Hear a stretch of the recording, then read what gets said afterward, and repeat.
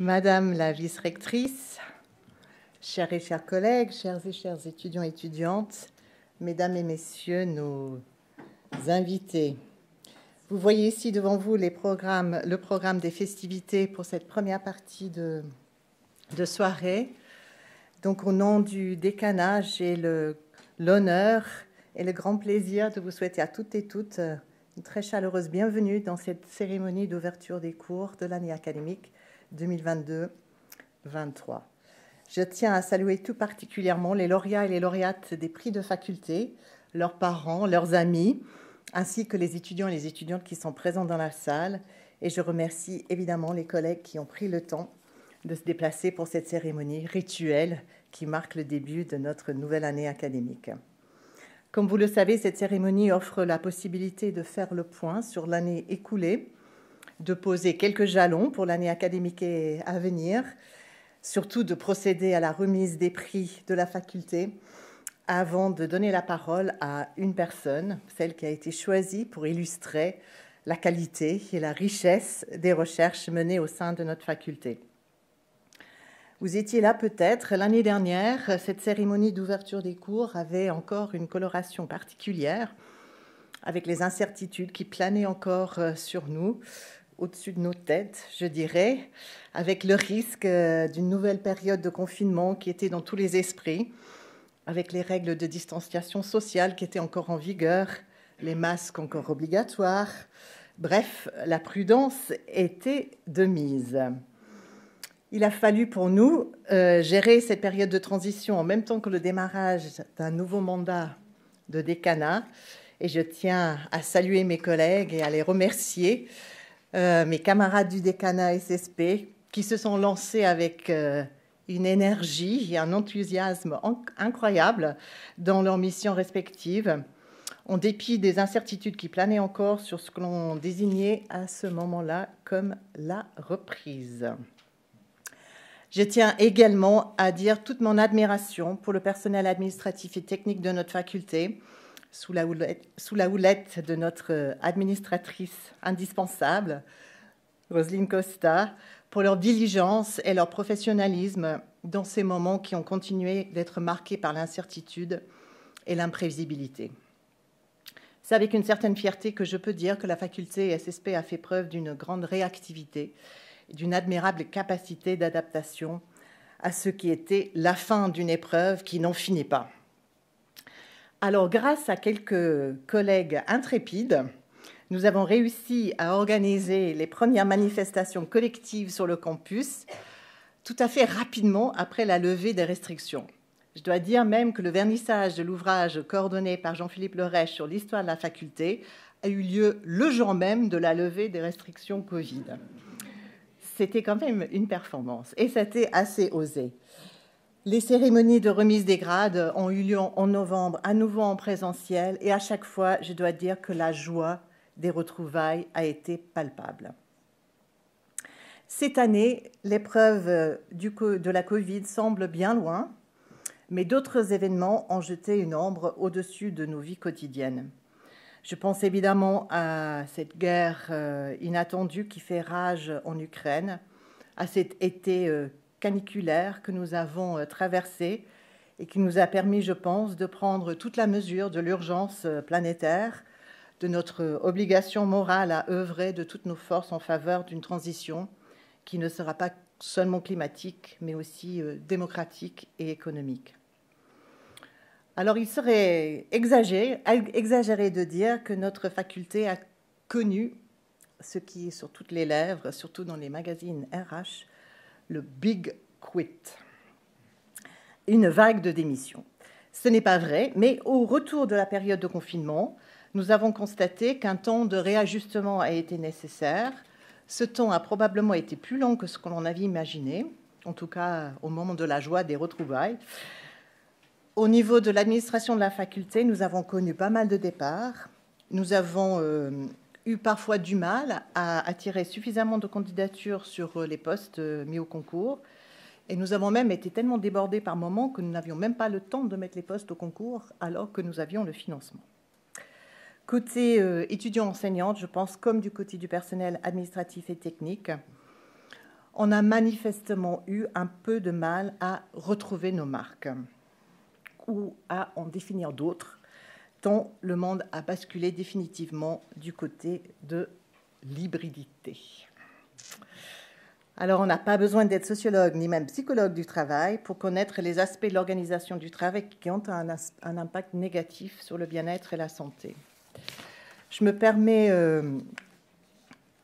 d'ouvrir cette année académique donc avec des souhaits vifs et avec un engagement personnel en faveur d'un objectif qui me semble prioritaire pour l'année 2022-2023, que j'ai appelé tout simplement la sérénité retrouvée. Sortir de l'urgence permanente, éviter la surcharge structurelle, retrouver le sens de nos missions, le plaisir même de notre travail, privilégier la qualité sur la quantité et préserver les contacts humains. Ça me semble être une recette que j'espère qu'on va pouvoir mettre en œuvre pour retrouver une joie de vivre, une certaine sérénité dans nos fonctionnements.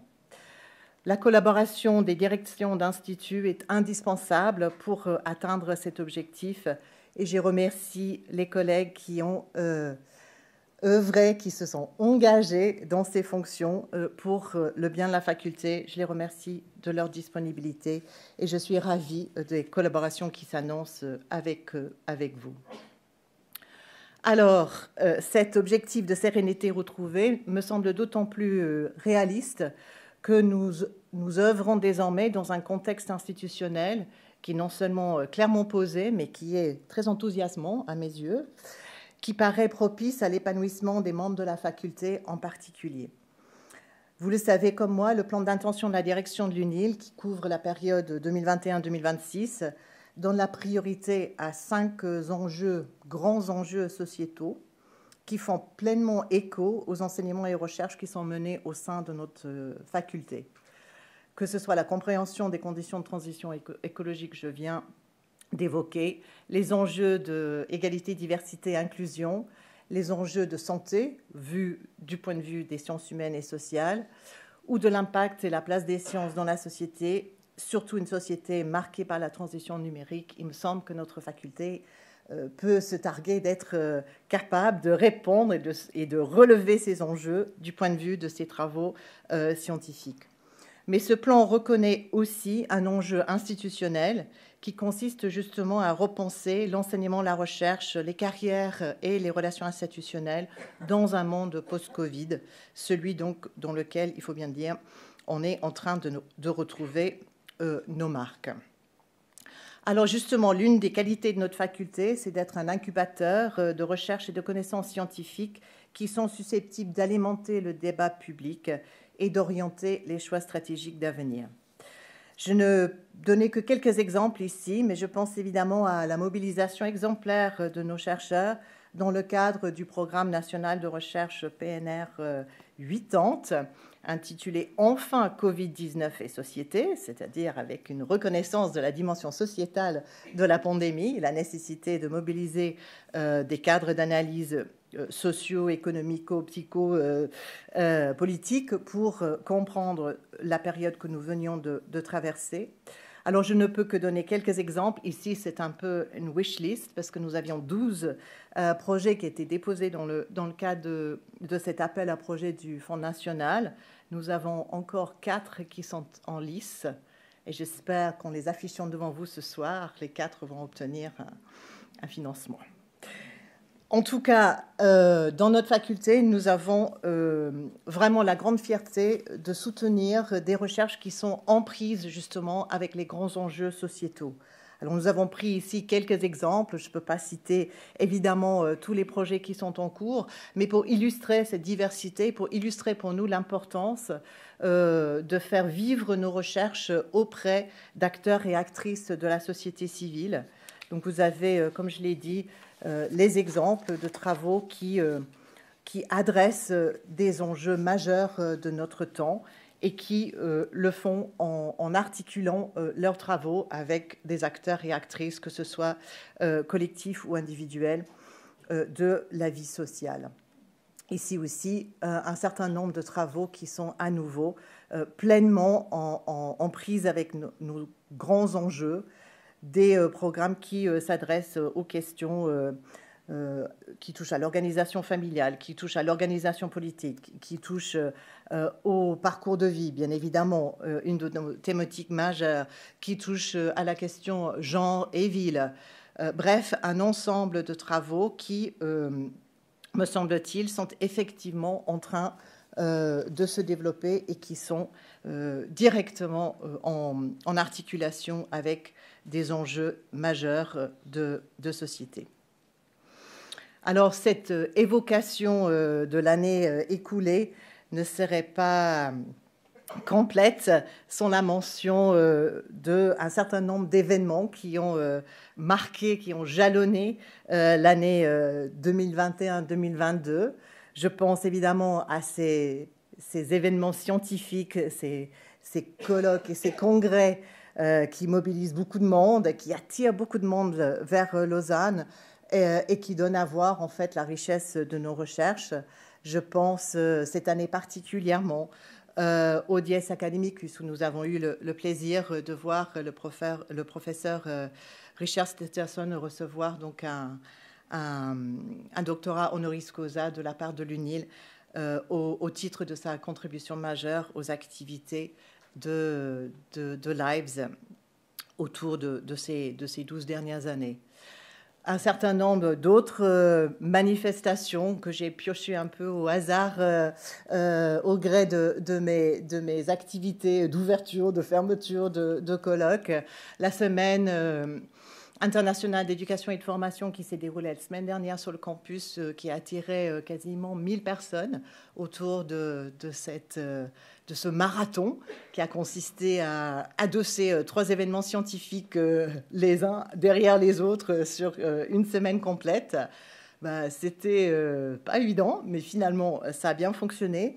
Je salue aussi donc, une initiative de quelques collègues qui ont fondé et qui ont organisé la première manifestation du Swiss Network for Law and Society. Donc là aussi, une belle initiative qui montre à quel point les sciences sociales peuvent aussi éclairer des enjeux qui relèvent d'autres domaines. Le Congrès national de la Société suisse de sciences politiques fait partie aussi de ces événements majeurs. Et puis, je tiens à saluer un certain nombre de collègues qui, à titre individuel, ont été reconnus pour leurs activités.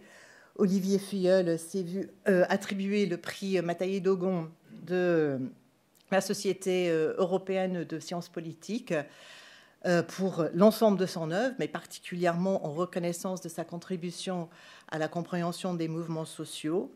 Et notre collègue Stéphanie Steinmetz a décroché une bourse très prestigieuse de l'European Research Council de Consolidated Ground pour travailler sur la thématique des discriminations rencontrées par des femmes migrantes sur le marché du travail.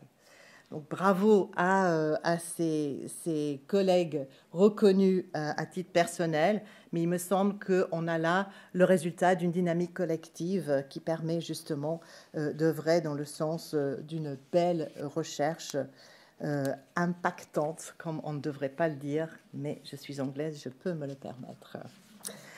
Enfin, je salue les collègues qui se sont vus recrutés, titularisés, promus au sein de notre faculté. Le professeur Boris Baud, donc, qui arrive encore debout au bout de sa procédure de titularisation. Félicitations à lui. Il est désormais professeur associé au sein de notre faculté, spécialiste sur les questions du numérique. Emmanuel Mathieu, qui passe de MA à MER, donc après une période d'évaluation de son dossier, et 2 collègues qui ont rejoint la faculté grâce au financement du Fonds national. Bernard Scher, qui a décroché donc une bourse Eccellenza, professeur donc assistant dans notre faculté, et Mikey Ramon, qui arrive chez nous sur une bourse Prima du FNS pour terminer en fait la toute dernière période de sa bourse. Bravo à toutes et tous, bienvenue, et on est ravis de vous compter parmi nous. Et puis, comme la vie n'est pas faite que de choses positives et n'est pas qu'une longue fleuve tranquille, nous avons évidemment ce soir une pensée émue pour notre collègue Ilario Rossi, qui nous a quittés cette année, emporté par une maladie dégénérative. Ilario était une personnalité, on peut dire, de notre faculté, membre de l'Institut des sciences sociales, docteur même de notre institution. Il a enrichi de ses compétences et de ses travaux l'anthropologie médicale, les analyses de la santé et du corps. Il a développé un certain nombre de projets qui étaient en prise à nouveau avec des enjeux de société.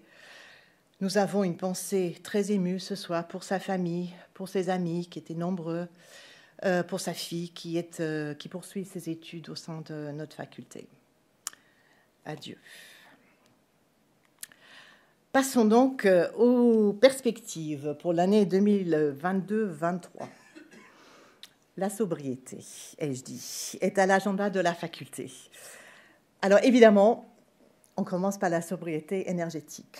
Je peux d'ores et déjà vous annoncer qu'il ne va pas faire chaud dans vos bureaux et salles de cours cet hiver. Exactement. Comment il va faire froid, ça reste à déterminer, mais en tout cas, nous savons que nous rentrons dans une période d'économie énergétique à l'échelle de l'université, que nous allons mettre en œuvre, évidemment, avec la diligence qui nous caractérise ces objectifs de décroissance au sein de notre faculté. Nous avons, me semble-t-il, suffisamment d'adeptes de la montagne et du ski pour pouvoir se prémunir contre les risques d'un refroidissement total, mais il faut accepter parfois peut-être de se balader dans les bureaux avec un modèle vestimentaire assez inhabituel dans les milieux académiques. On verra bien, on fera peut-être un concours à la fin de l'hiver. Mais nous avons également, plus sérieusement, à penser à une sobriété que l'on pourrait dire professionnelle, une manière d'étudier, de travailler qui soit davantage conforme aux enjeux de la durabilité sociale que nous souhaitons développer au sein de notre faculté.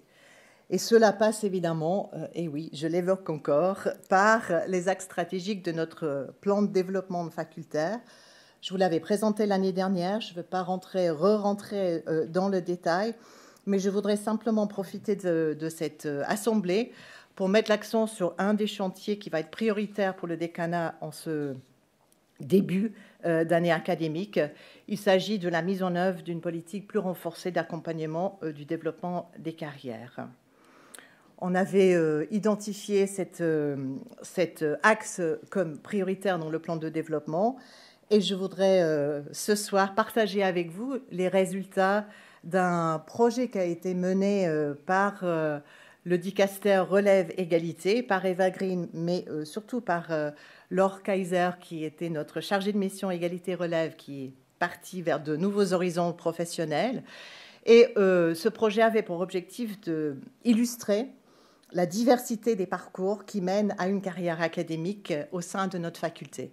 Nous avons donc demandé à certains et certaines collègues de témoigner de leur parcours et j'ai le plaisir de vous présenter un petit résumé de leurs propos filmés. J'ai été assistant.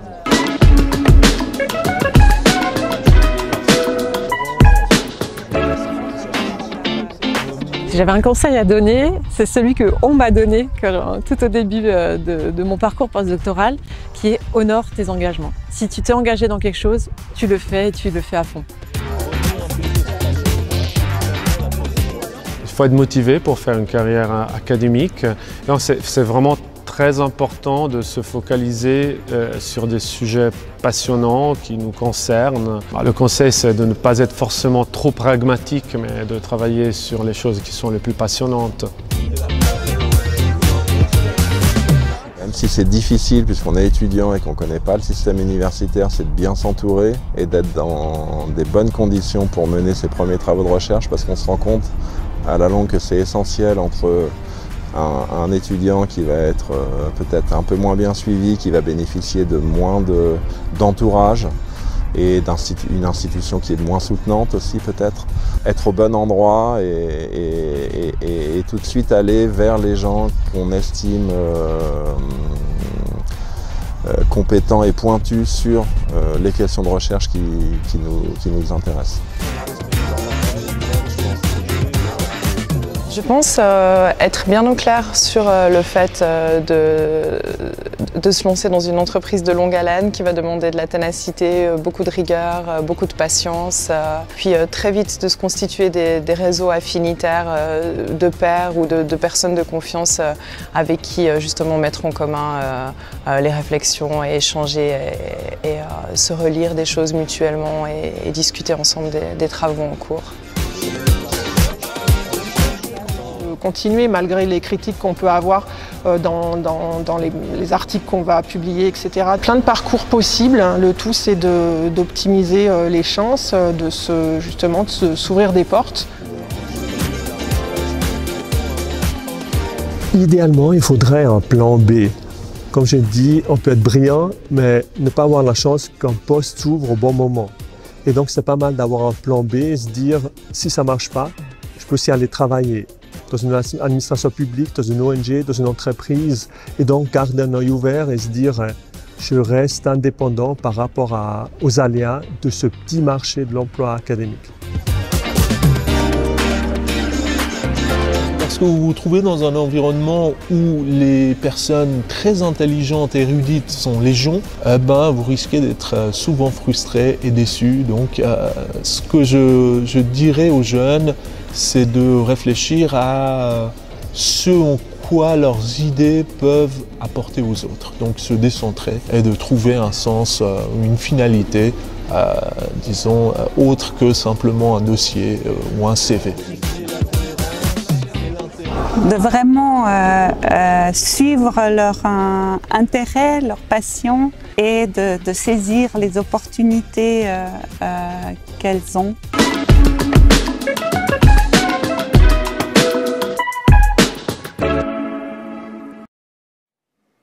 Bravo, bravo. Ouais, on peut les applaudir.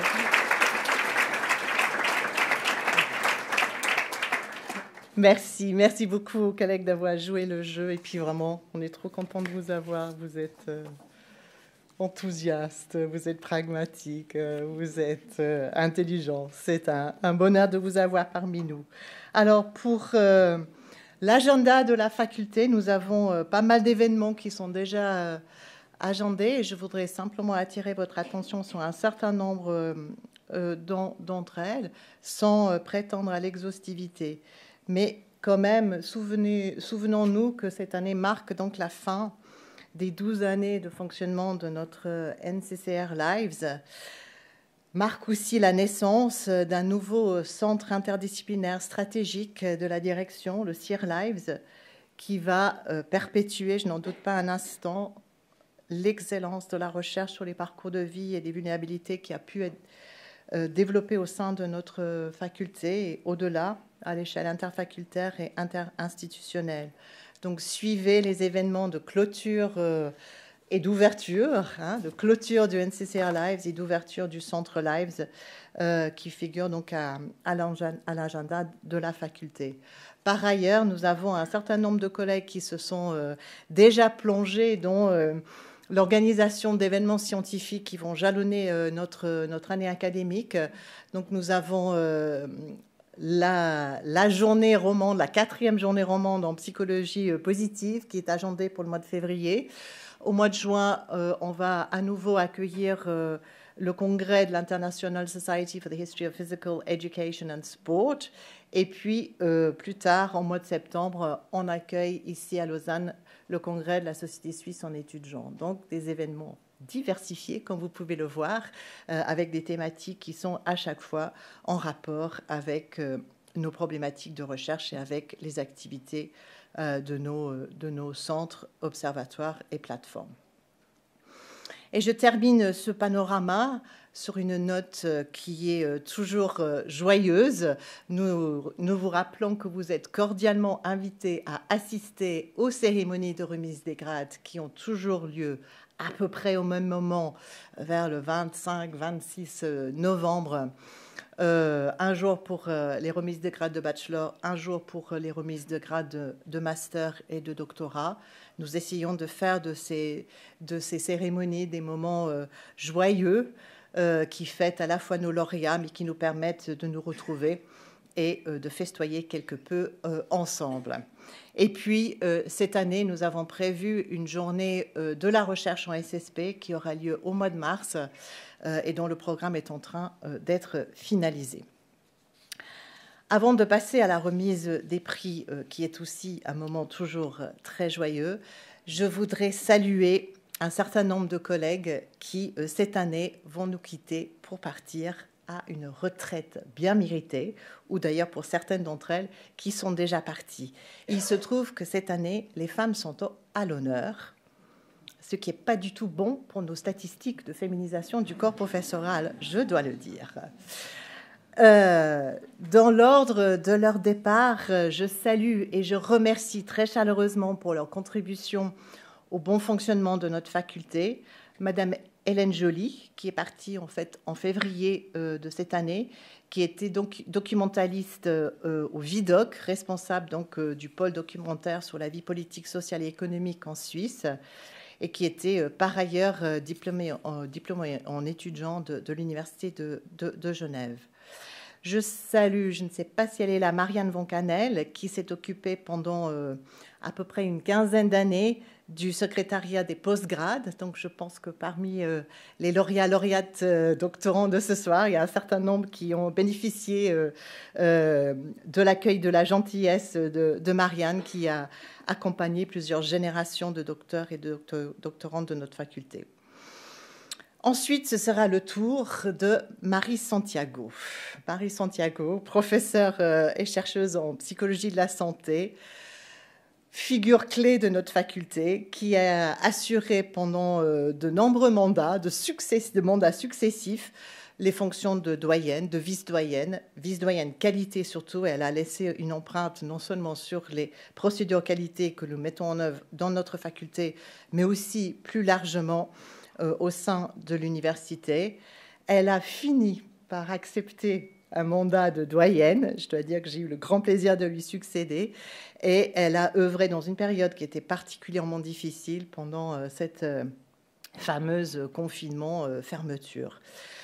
Une autre professeure qui va également nous quitter cette année, en fin d'année, c'est Catherine Brandner, qui est professeure en psychophysiologie, spécialiste des méthodes quantitatives et expérimentales, qui a développé tout un pan de la recherche en psychologie au sein de notre faculté et un pan dont il va falloir maintenant organiser le relais.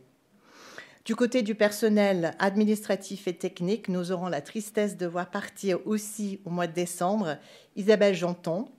Isabelle Janton, conseillère aux études en sciences du sport et du mouvement depuis à peu près 10 ans, après avoir mené plusieurs autres mandats au sein de notre faculté où elle est arrivée en 98. Et la dernière de notre liste, qui partira également en décembre 22, Farinas Fassa, professeure en sociologie de l'éducation, qui a récemment donc joué le rôle de cheville ouvrière de cette ambitieuse Semaine internationale de l'éducation et de la formation, et qui nous quitte donc après un parcours long et assez sinueux, mais très réussi au sein de notre faculté. Ces femmes donc ont marqué notre faculté. Elles vont, je l'espère, marquer encore. Elles vont nous manquer énormément. Nous leur souhaitons évidemment beaucoup de bonheur et beaucoup de réussite dans la nouvelle page de vie qui s'ouvre pour elles. Je tiens à les remercier les unes et les autres très sincèrement pour leur contribution à notre vie facultaire. Nous aurons l'occasion de les fêter individuellement au moment précis de leur départ. Un certain nombre d'événements sont organisés. Mais nous espérons surtout garder avec elles un lien très étroit. Nous savons qu'elles ont encore beaucoup de choses à apporter à notre faculté et nous espérons donc qu'elles resteront dans son sillage pendant quelques années encore.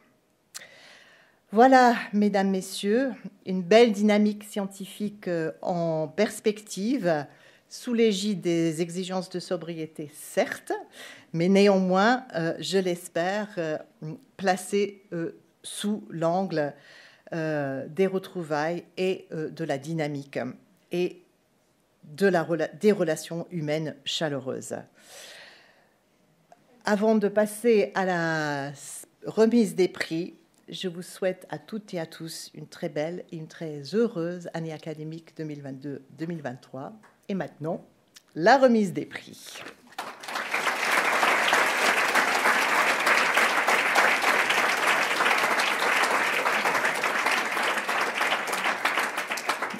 Nous sommes extrêmement heureux et heureuses d'avoir 20 lauréats-lauréates qui sont parmi nous ce soir. Et pour leur remettre leur prix, j'invite Eva Green, vice-doyenne Relève Égalité, à monter sur l'estrade, à me rejoindre. Nous avons donc plusieurs personnes qui sont primées soit pour l'excellence de leur parcours de master, soit pour l'excellence de leur mémoire, soit pour l'excellence de leur thèse. Et on va donc chaque fois passer en revue ces différents prix et inviter leurs récipiendaires à venir récupérer, sans avoir à se désinfecter les mains cette année, les fameuses enveloppes bleues qui sont à garder précieusement. Hein. Il y a de vrais prix dedans. Alors, sont primés pour l'excellence de leur mémoire.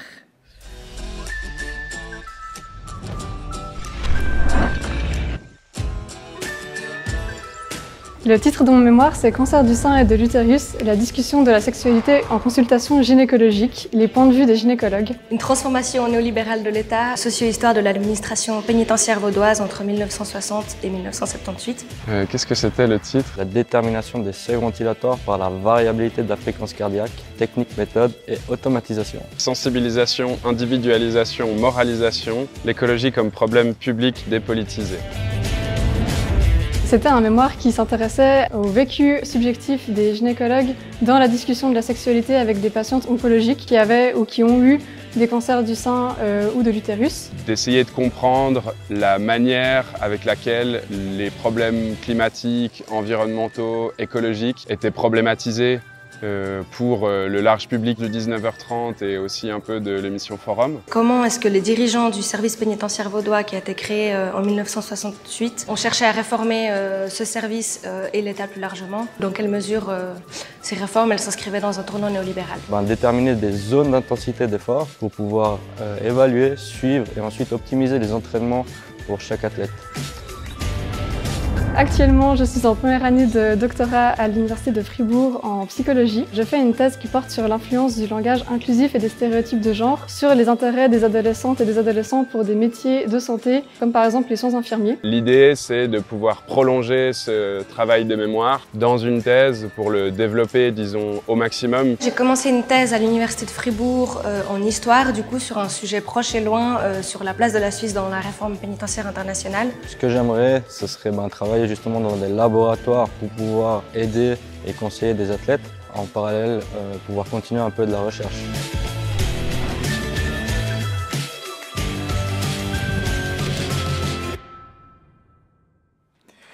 Félicitations.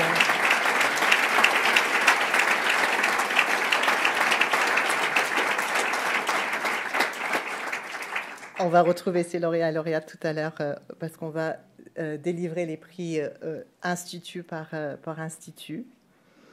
Moi, je disais toujours, faites attention quand vous avez soit des titres très longs, soit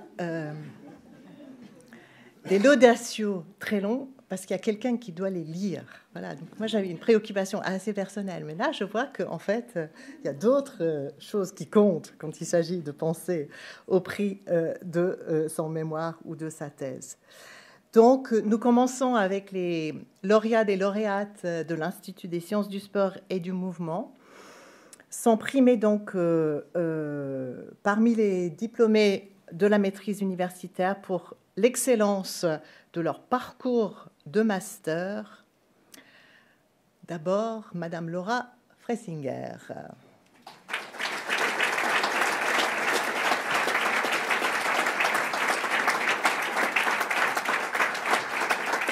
Félicitations.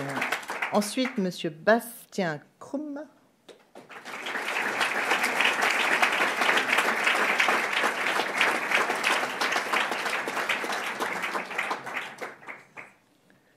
Félicitations.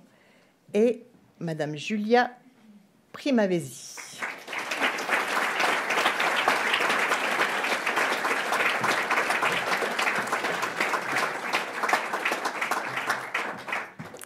Félicitations.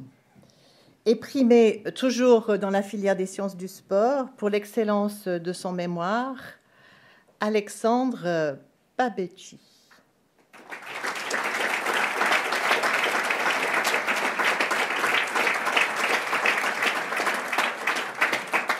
Primé donc pour un mémoire intitulé « Détermination des seuils ventilatoires sur la variabilité de la fréquence cardiaque, technique, méthode et automatisation ». Merci d'avoir pensé à moi. Dans la filière des sciences du sport et primé pour l'excellence de sa thèse, Laurent Paco.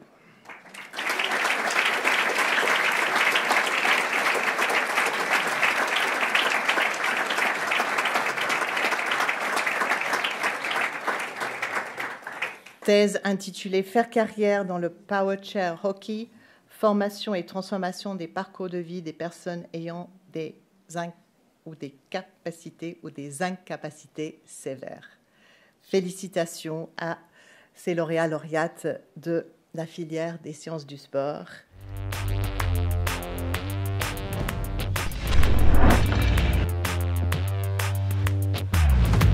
Ça fait toujours plaisir d'avoir une récompense par rapport à ce qu'on a fait et aux efforts qu'on a investis durant notre master. Obtenir le master, c'est déjà une belle réussite, donc c'est la cerise sur le gâteau. C'est gratifiant, un signe de reconnaissance de mon travail. Ça amène un sentiment de fierté et de reconnaissance pour tout le travail accompli. C'est un master qui m'a tellement plu que pour moi c'était naturel de m'y investir autant. Que ce soit récompensé, c'était très honorant.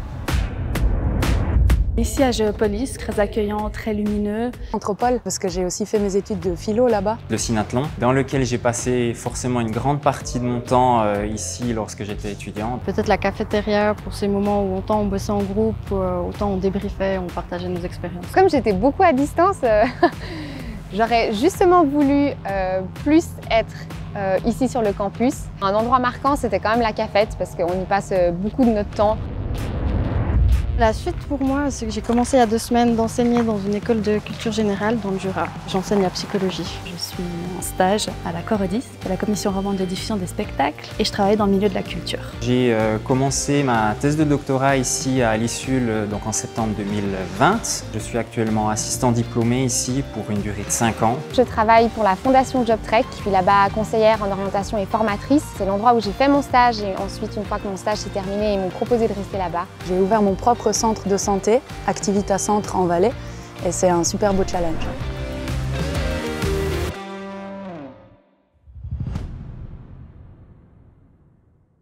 Bravo, félicitations.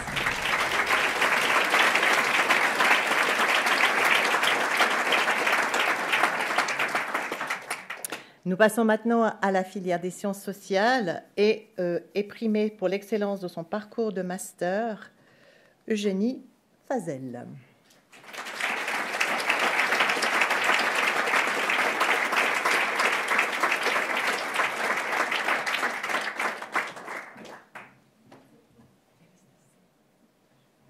Bravo.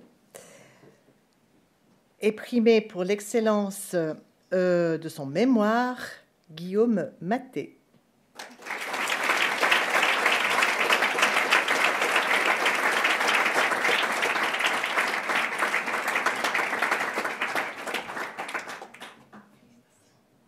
Pouvez-vous nous dire le titre de votre mémoire sans vous retourner? Mémoire intitulée « Sensibilisation, individualisation, moralisation, point. L'écologie comme problème public dépolitisé, analyse des pratiques descriptives du 1930 de la RTS ». Beau sujet. Bravo. Sont primés, toujours dans la filière des sciences sociales, pour l'excellence de leur thèse, Pierre-Nicolas Oberhauser.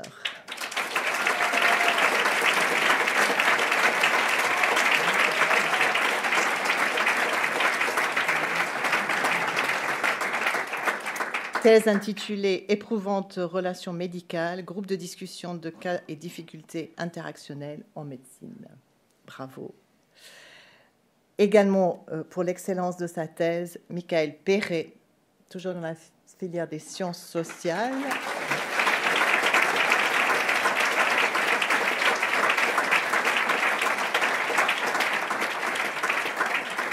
Thèse intitulée « Expérience d'un problème public, de l'interdiction des jeux vidéo violents à la réglementation des contenus ». Bravo, félicitations.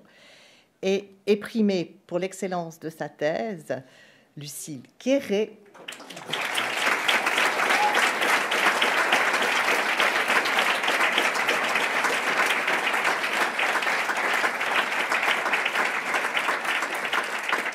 Thèse intitulée « Du corps au nous, produire un sujet politique par le self-help féministe ». Et cette thèse donc est primée avec le prix Genre et Égalité Hommes-Femmes de notre faculté. Félicitations Lucille.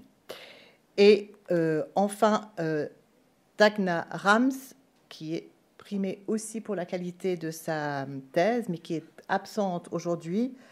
Sa thèse est intitulée « Scrap Worlds in Ghana ». Assembling Migrant Livelihoods, Metal Markets and Transnational Interventions. Et Dagna est actuellement encore, je pense, sur le terrain en Afrique en train de préparer un nouveau projet. Donc, félicitations à elle, néanmoins.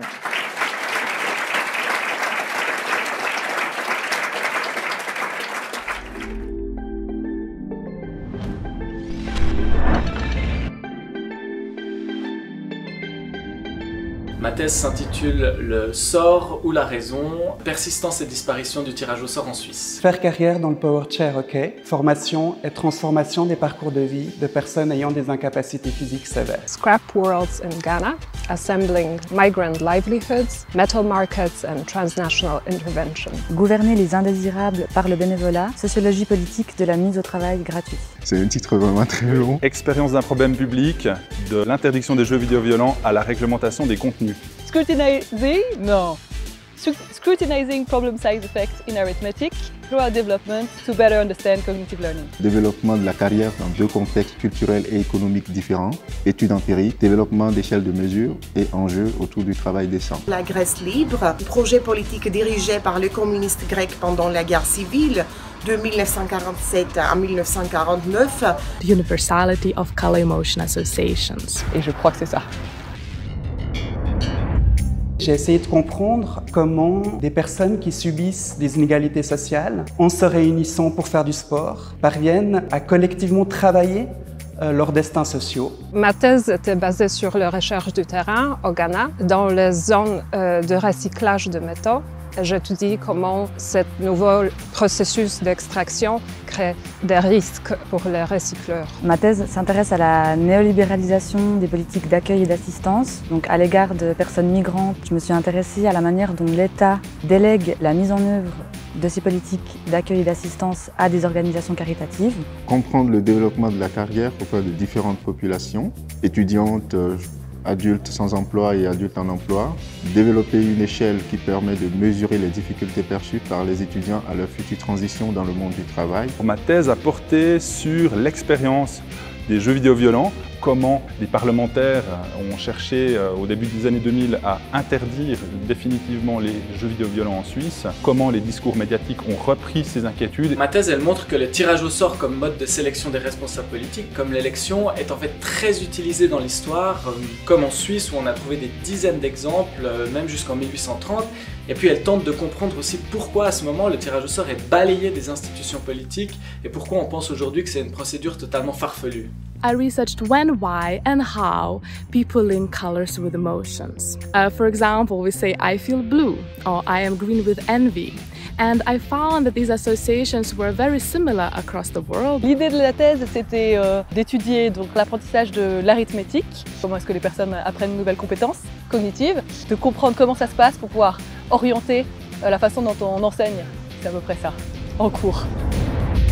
Je viens d'emménager à Montpellier pour y réaliser un postdoctorat. Je suis un chargeur de recherche ici à l'Université de Lausanne. J'enseigne à l'Université de Zurich. Je suis collaboratrice scientifique à la Haute École de Travail Social à Sierre. J'occupe un poste de chercheur senior sur un projet pour renforcer l'orientation scolaire et professionnelle dans 2 pays de l'Afrique subsaharienne, notamment le Burkina Faso et le Togo. Je suis enseignant-chercheur à la Haute École Arc à Neuchâtel. Donc je donne des cours de communication, de médias sociaux et puis des cours sur le jeu.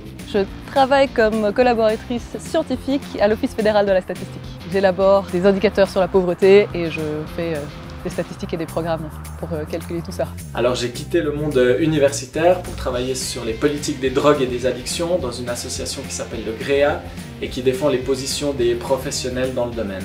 Je travaille sur un projet postdoctoral financé par le Fonds national suisse, un projet qui porte toujours sur le communisme.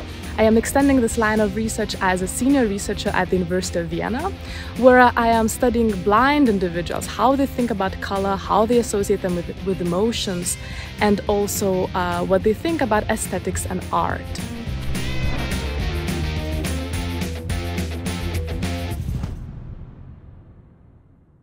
Et bravo.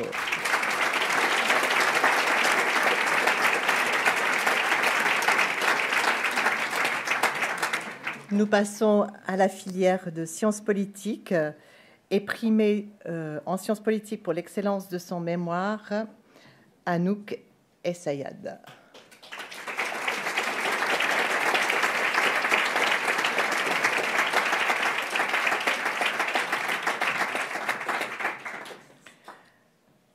Mémoire intitulée donc Une transformation néolibérale de l'État, socio-histoire de l'administration pénitentiaire vaudoise entre 1960 et 1978. Toujours dans la filière sciences politiques, sont primés pour l'excellence de leur thèse Agnès Aubry.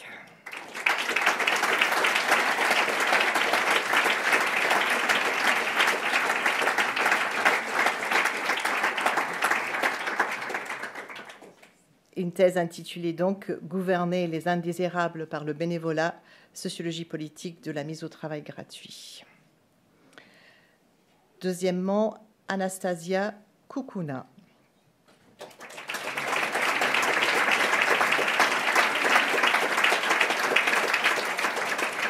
Comme elle a dit, actuellement sur un projet postdoc, mais primée chez nous donc pour une thèse intitulée « Free Greece ».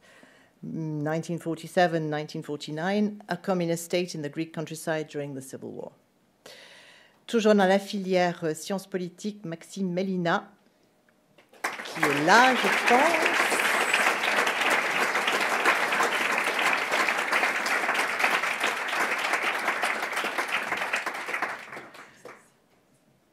Félicitations pour un travail intitulé donc Le sort et la raison, persistance et disparition du tirage au sort en Suisse 1798-1831. Sont primés ensuite pour l'excellence de leur parcours de master Suzanne Badan.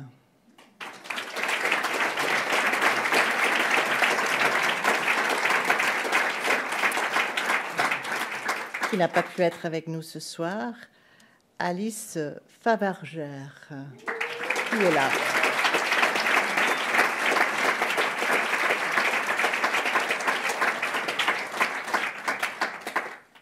Bravo Alice. Et Ninon Mayer.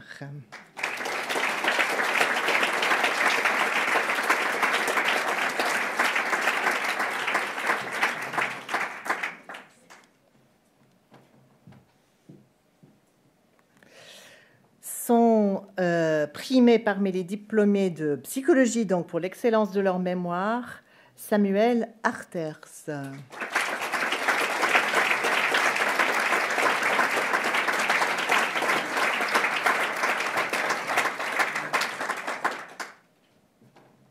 Un travail intitulé The Measures of Perceived Global Ecological and Generational Independencies as Underlying Predictors of Pro-Environmental Behavior. That's not bad either. Félicitations. Lucie Escassin.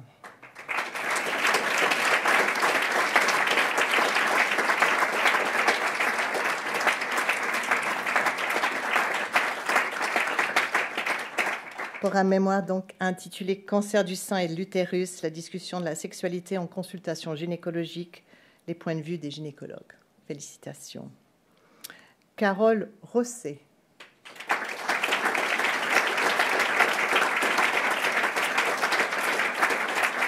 Carole Rosset, qui n'est pas avec nous ce soir, primée donc pour un mémoire intitulé « Analyse des stratégies utilisées dans la résolution des addictions simples chez les enfants de 8 à 15 ans à travers les effets de taille et d'amorçage du signe ».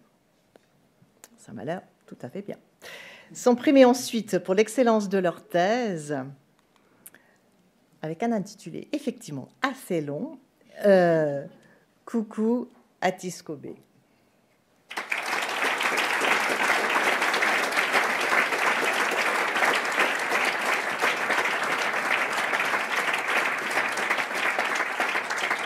Félicitations, je me prête quand même à l'exercice. Donc, développement de la carrière dans 2 contextes culturels et économiques différents, études empiriques, développement d'échelles de mesure et enjeux autour du travail décent.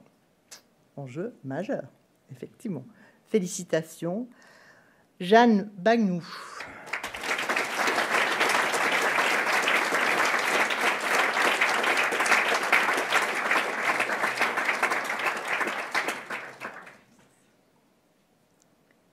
Félicitations. Une thèse dont je gagnerai probablement à la lire en détail. Scrutinizing problem size effects in arithmetic throughout development to better understand cognitive learning. Manifestement, j'ai raté une étape sur l'apprentissage cognitif de l'arithmétique. Félicitations. Et en domicilié Jonusquet, je suis désolée, je pense que je ne prononce pas ça comme il faut, qui n'est malheureusement pas là, comme vous l'avez vu, elle est à Vienne, où elle a démarré donc un projet postdoc sur Universality of Color Emotion Associations. Bravo.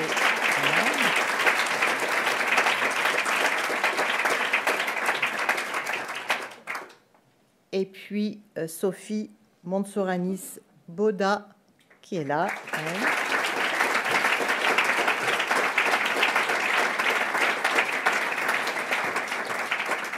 Primée pour une thèse intitulée « Les jardins secrets à l'adolescence, étude des stratégies de gestion de l'information et de leurs liens avec la parentalité et la consommation d'alcool ».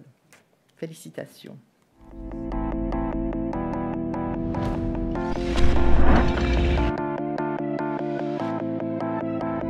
Il y a eu le travail sur le terrain avec la rencontre de personnes incroyables. On est un petit groupe, on était une vingtaine, donc on pouvait vraiment s'entraider, se soutenir, se donner des filons pour les examens. J'ai eu la chance d'avoir une bourse de mobilité doctorale et de partir à New York pendant une année. De retourner au Ghana après la fin de ma thèse, de contribuer à l'établissement d'un syndicat de recycleurs. Les moments où on a organisé des événements. Les journées doctorales, en fait, avec de nombreuses chercheuses et chercheurs ici à l'Université de Lausanne. J'ai aussi beaucoup aimé l'ambiance qu'il y a dans cette université, j'ai rencontré plein de gens super. C'est les moments d'échange, de partage avec les autres. Un climat de liberté intellectuelle hors du commun. Surtout en fait l'ouverture au monde que ça m'a apporté. J'ai adoré vraiment me perdre dans les archives, c'était vraiment intéressant. Et aussi toute la vie en fait universitaire, toutes les conférences qu'il y a, c'est extrêmement riche. Un atelier pratique de recherche dans des théâtres et des lieux de culture ici en Suisse romande. Plusieurs souvenirs qui sont en lien avec le cours qui s'appelle Outils de la recherche en sciences de la vie. Confronter 2 types de masters différents, avec un master en orientation beaucoup plus professionnalisant. Le camp de ski de fond, j'avais jamais mis des skis de fond avant et donc le lundi on met les skis de fond pour la première fois et le vendredi on doit faire un marathon. C'était un moment très intense de mon parcours. Toute la verdure qui est autour, le lac et le centre sportif pour pouvoir me défouler bien comme il faut au bord du lac. Étant valaisan, on n'a pas cette chance. C'est la banane. C'est un sujet des fois un peu clivant, mais moi j'aime beaucoup cet endroit. Je trouvais très agréable, calme et très propice à travailler. Contrairement, si je peux me permettre, à la cathédrale qui est la bibliothèque de Géopolis. J'ai été traversé par d'énormes doutes à de nombreux moments. J'ai pas du tout réussi à anticiper ou comprendre la quantité de travail que ça demanderait. C'était tellement massif en fait tout ce qui était archivé que j'aurais pu en écrire 12. Les dernières semaines de l'écriture de la thèse avant le rendu, assez éprouvant même physiquement. J'ai eu un parcours assez sinueux, disons. J'ai fait 11 ans de thèse hors contrat, donc ça m'a pris mon temps. J'ai eu mon lot de peine et de chagrin. Il y avait le recrutement qui était compliqué. On a dû réorienter un peu la thèse au milieu, donc ça c'était évidemment un challenge. C'est les moments de concurrence entre les collègues, d'injonction à toujours plus publier. Le grand challenge de ce master, ça a été de faire 3 semestres à distance. Au milieu de mon mémoire, il y a eu le confinement, de se retrouver tout d'un coup à la maison, à devoir gérer les cours et l'apprentissage seul. Des heures longues de rédaction de travaux, parfois un peu seul. Je dirais le stress des examens. Pendant mon premier examen en ligne, de pouvoir rester focus dans sa bulle en étant à la maison. Ce mémoire, je ne pensais pas qu'il se terminerait avec un prix. Ça suffit à sublimer tous les problèmes que j'ai eus. J'aurais qu'à présenter ce petit sésame.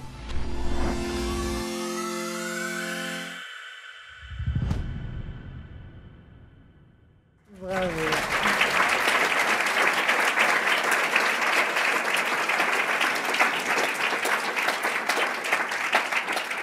Bravo à toutes et à tous et bravo aussi aux réalisatrices, réalisateurs des capsules. C'est vraiment très très sympa de pouvoir assister à ces témoignages de parcours.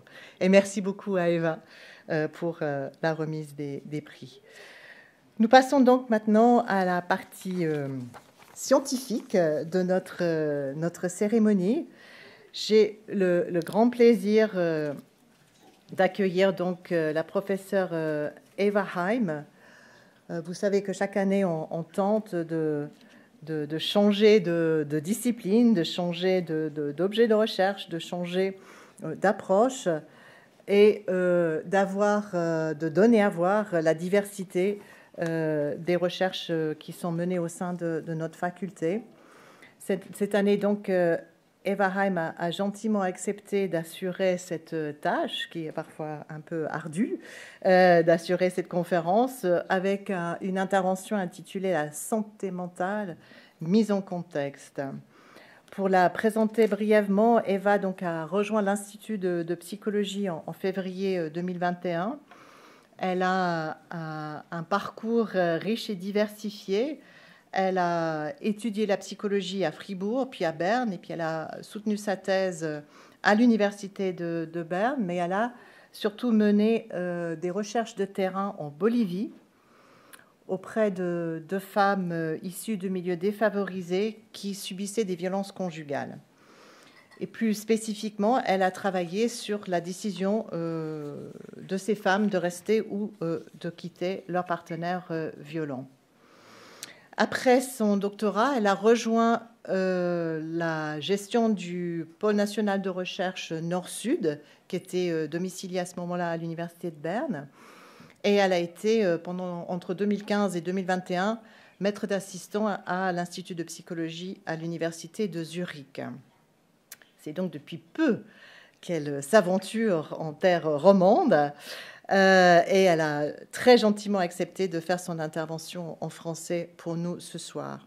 Ses recherches se situent dans le domaine de la psychologie clinique interculturelle et de la santé mentale globale.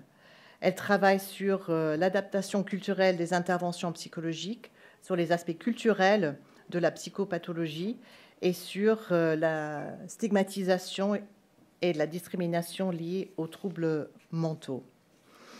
Elle a travaillé avec de nombreux organismes de recherche, dont l'Organisme mondial de la santé, avec le ministère de la Santé au Liban, où elle mène actuellement des recherches sur l'évaluation et l'adaptation d'un programme intitulé Pas à Pas, qui est un programme d'auto-aide encadré par les professionnels pour traiter la dépression et qui va être au cœur de son intervention tout à l'heure.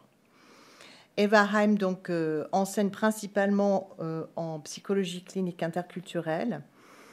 Elle se situe dans une vision globale et elle s'intéresse à la politique, à la politisation de la santé mentale, aux droits humains et aux déterminants sociaux de la santé mentale.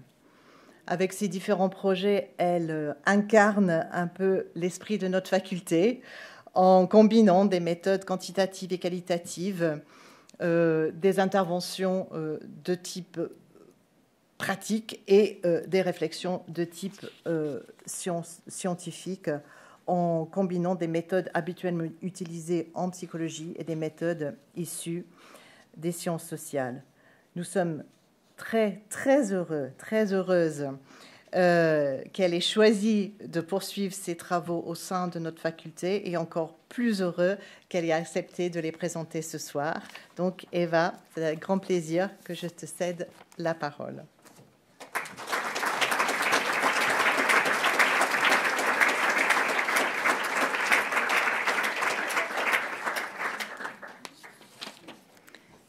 Madame la doyenne, merci beaucoup pour cette introduction. Je suis très touchée et je suis aussi très honorée de donner cette présentation aujourd'hui dans la cérémonie d'ouverture des cours. C'est un grand honneur. Mesdames et messieurs, chers collègues, chers étudiants, merci d'être présents aujourd'hui. En guise d'invitation à cette présentation, j'ai choisi ce tableau de Madame Oruba Diep. Elle est syrienne, née en Damas.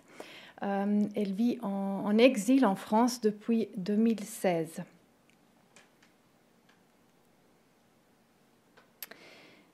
Donc,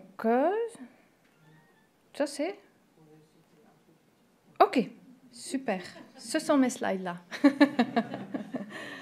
Donc, Beyrouth, Liban, en octobre 2019. Ces images montrent vraiment la dimension des manifestations. Ce sont des millions de personnes unies. Vous avez sur cette diapo, vous avez la mosquée, vous avez l'église et vous avez les personnes de toute religion ensemble, protestant contre le régime, contre les inégalités. Donc, ces protestes se sont écoulés sur plusieurs semaines, même mois, en 2019-2020. Donc, vous voyez des photos ici, les photos continuent, et étant donné que je suis rentrée du Liban juste avant ces manifestations, quelques semaines avant ces manifestations, mes collègues au Liban, tous des experts dans le domaine de la santé mentale, m'ont envoyé des photos et ont partagé avec moi ce qui se passait à ce temps-là. Et ce qui nous a vraiment touchés, c'était de voir cette allusion à la santé mentale. Vous avez ici un slogan qui a souvent été répété lors de ces manifestations, « Happiest depressed people you'll ever meet ».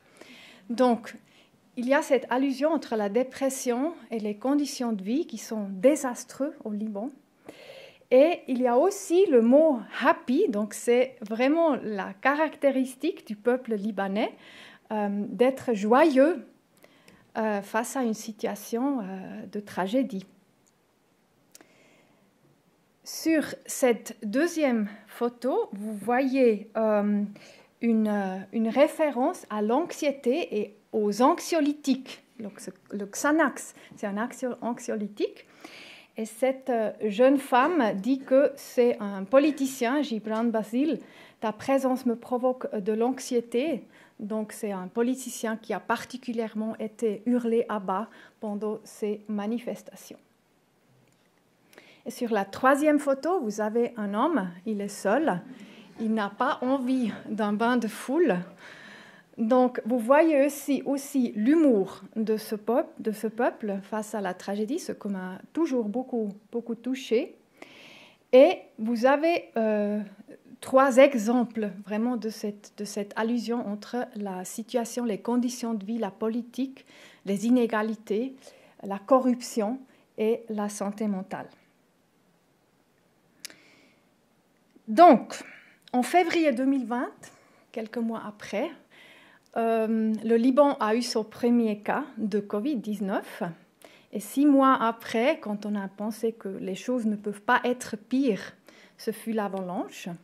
Donc 2750 tonnes de nitrate d'ammonium sont explosées dans le port. Et vous voyez, c'est le contexte, c'est vraiment un pic de désastre, c'était des mois de désastre. Et c'était juste dans ce contexte-là que nous avons mené nos recherches. Moi, j'étais ici en Suisse, mais le projet s'est écoulé pendant ces mois-là. Donc, voilà le plan de la conférence.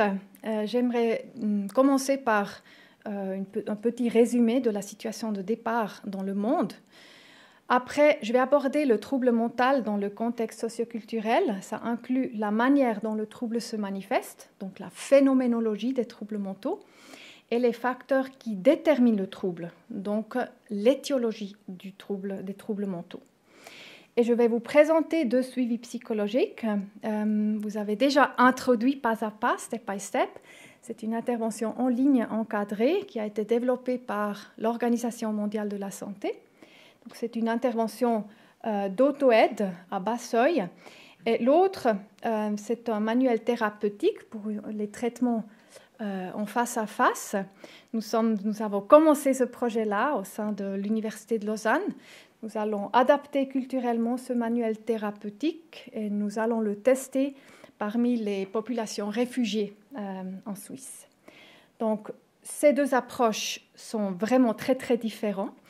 Mais ils se complètent, ils sont complémentaires et je vais vous montrer comment ces 2 approches peuvent être utilisées ou intégrées dans un système de santé mentale. Concernant la situation de départ, il y a juste, je pense, 3 choses à dire très, très importantes. Donc, tout d'abord, il y a une prévalence très, très élevée au niveau global des troubles mentaux. Donc, en 2019, juste avant la pandémie, l'Organisation mondiale de la santé a estimé qu'une personne sur 8 présentait un trouble mental. Ça fait un total de 970 millions de personnes.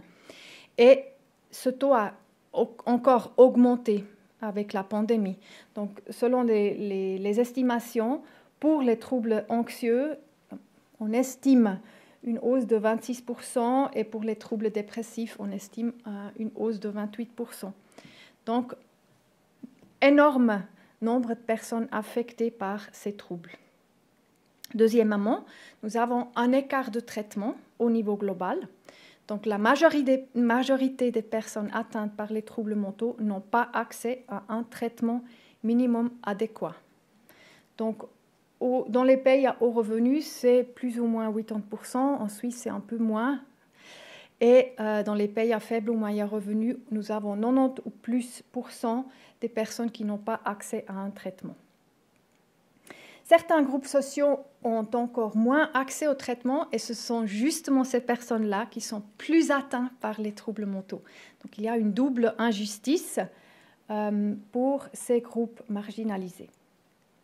Troisièmement, nous avons la stigmatisation et la discrimination des troubles mentaux à un niveau global et sur plusieurs niveaux dans la société. Donc, au niveau structurel, on observe un manque de ressources allouées à la santé mentale par rapport aux ressources pour la santé physique. Et dans la société, les personnes atteintes par les troubles mentaux ont généralement moins de valeur et moins de droits, soit les droits de mariage, les droits de vote, mais aussi ils ont plus de difficultés de trouver un logement ou un emploi. Donc, cette discrimination vraiment est présente dans toute la société. Et l'autostigmatisation, ce sont les attitudes négatives vers soi-même lors d'un trouble mental, peuvent freiner la demande d'aide. Donc voilà la situation de départ. Maintenant, je vais aborder brièvement le trouble mental dans le contexte socioculturel et je commence par la phénoménologie des troubles mentaux.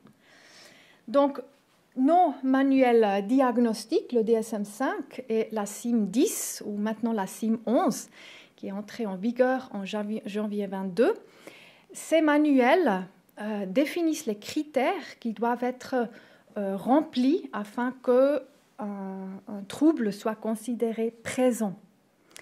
Et afin d'illustrer le concept de ces diagnostics, j'utilise cette métaphore de l'univers des symptômes. Donc, vous avez sur cette diapo le ciel étoilé et vous avez les constellations qui ont été définies par des experts, les astronomes. Et d'une manière similaire, on peut dire, quand un patient se présente chez nous dans une clinique, il va parler de ses symptômes, donc un univers de symptômes, et le clinicien, la clinicienne, va essayer de situer ces symptômes dans une constellation qui correspond à un diagnostic. Par exemple, vous avez ici le diagnostic de la dépression selon DSM-5. Donc, la dépression doit, afin qu'une personne ait ce diagnostic de la dépression, au minimum 5 de ces 9 symptômes, ici reliés sur cette diapo, doivent être présents. Donc, on peut se demander, cette constellation, elle a été définie par des experts, bien sûr, dans les pays aux revenus de l'Ouest. Donc, est-ce que cette constellation de symptômes reste-t-elle invariante à travers les différents groupes culturels ou a-t-il une variance culturelle? Donc, mes collègues ont mené une revue systématique des études qualitatives sur la dépression, sur la manière dont la dépression se manifeste dans différentes populations. Donc, nous avons 170 populations qui représentent 76 différentes nationalités et ethnies. Et ce que les auteurs ont retenu, c'était que 7 de ces 9 symptômes sont vraiment présents dans presque tous les groupes culturels. Donc, on peut dire qu'ils sont universels, même si j'aime pas trop ce mot, mais on les retrouve souvent dans le contexte de la dépression. Par contre, il y avait deux, on ne voit pas très bien, il y avait 2 symptômes qui sont plutôt cognitifs, manque de concentration et pensée ralentie, qui étaient moins fréquents dans les différents groupes culturels.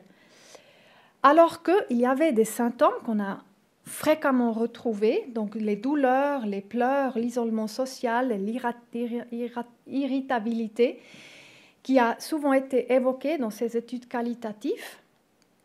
Donc, on peut dire que même s'il y a des symptômes qui restent invariants, il y a quand même des symptômes qui sont peut-être plus saillants dans quelques groupes culturels que les autres. Donc, il faut prendre en compte dans notre définition de cas ces possibles différences culturelles. Je passe à l'étiologie des troubles mentaux, donc les facteurs qui sont à l'origine d'un trouble ou qui contribuent à l'entretenir. Donc, un trouble mental, c'est toujours, il y a toujours un processus multifactoriel, donc plusieurs facteurs qui contribuent à ce trouble.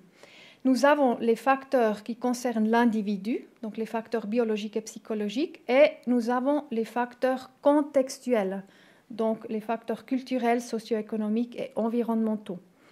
Bien sûr, il y a toujours un aller-retour entre ces différents facteurs. Et pour notre formulation de cas, pour notre travail clinique, il est essentiel de prendre en compte tous ces facteurs. Donc, normalement, dans la thérapie, dans la psychothérapie, on travaille sur les facteurs psychologiques prioritairement. Donc, on travaille sur la biographie, ça c'est l'histoire de vie du patient, et sur les schémas. Les schémas, ce sont les cognitions, les émotions et le comportement qui peuvent être dysfonctionnels. Donc des pensées négatives, des émotions qui peut-être ne sont pas assez régulées ou des comportements qui sont aussi maladaptifs qui contribuent à entretenir le trouble. Donc majoritairement, on travaille là-dessus dans la psychothérapie. À ces facteurs se rajoutent, et ça c'est vraiment ma domaine de recherche, les croyances culturelles. Donc, il y a des facteurs culturels qui ont un impact sur la manière dont le trouble est vécu et exprimé. Donc, il y a les croyances concernant la santé et les maladies, ce qui inclut des croyances concernant la réciprocité entre le corps et l'esprit, et aussi des croyances concernant la souffrance humaine, la signification de cette souffrance. Donc, bien sûr, ces croyances sont façonnées aussi par la religion, par la spiritualité, Par exemple, lors de nos recherches parmi la population albanaise en Suisse, on a souvent retrouvé les pensées fatalistes. Donc cette pensée que la souffrance fait partie de la vie humaine, qu'on doit l'endurer avec patience et qu'il n'y a rien qu'on peut faire. Donc, face à ces croyances, bien sûr, il faut adapter nos traitements parce que ce sont des croyances très, très profondes. Nous avons aussi le concept de soi et l'estime de soi. Donc, un peu caricatural, on peut dire dans les sociétés dites individualistes, il est important de développer une bonne estime de soi, d'être unique, de s'exprimer, exprimer son opinion.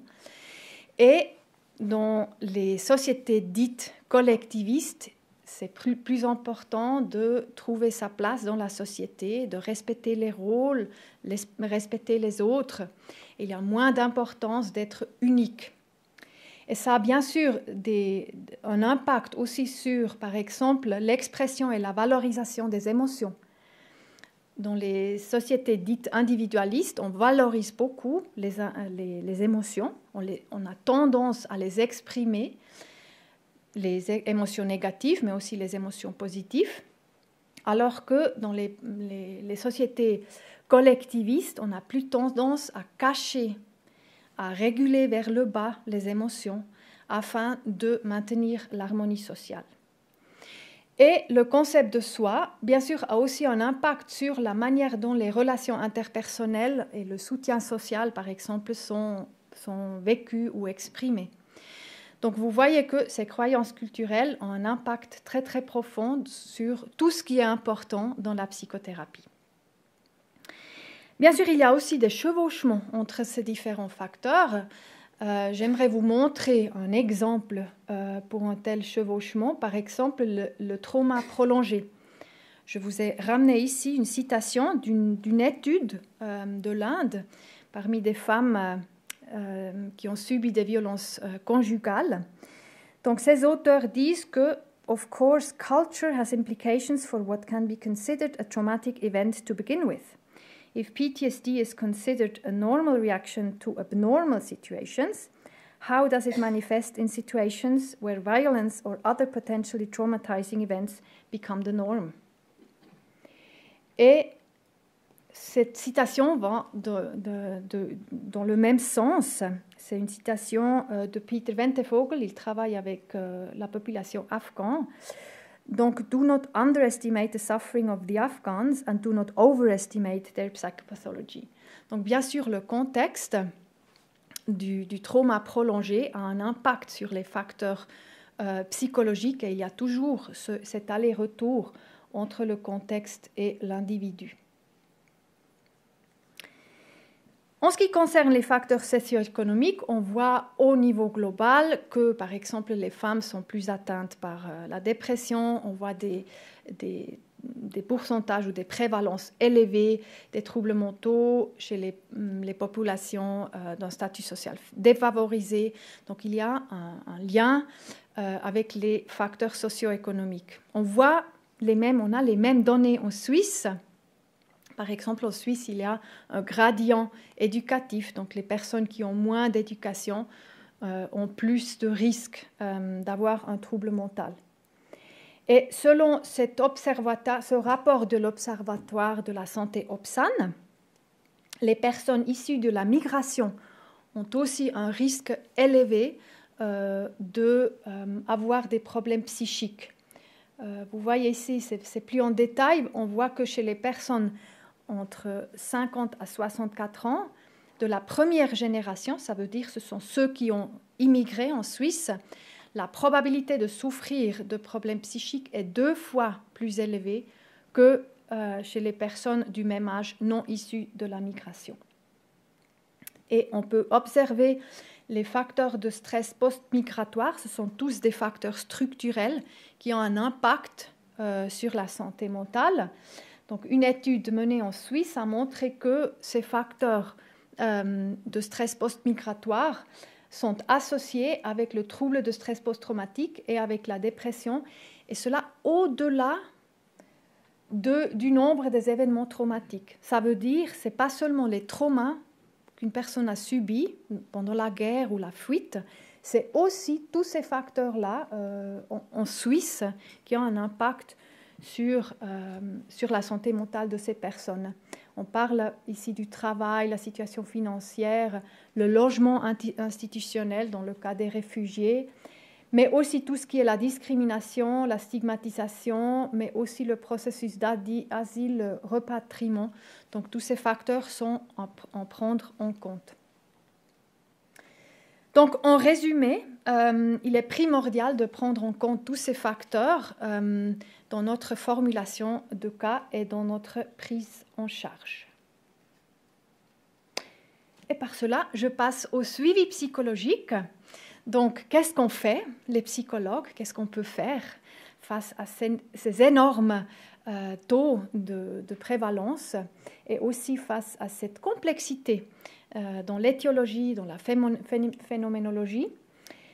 Donc, je vais commencer par ce projet-là, pas à pas, step by step. C'est une intervention en ligne, donc une application sur le téléphone pour le traitement des dépressions.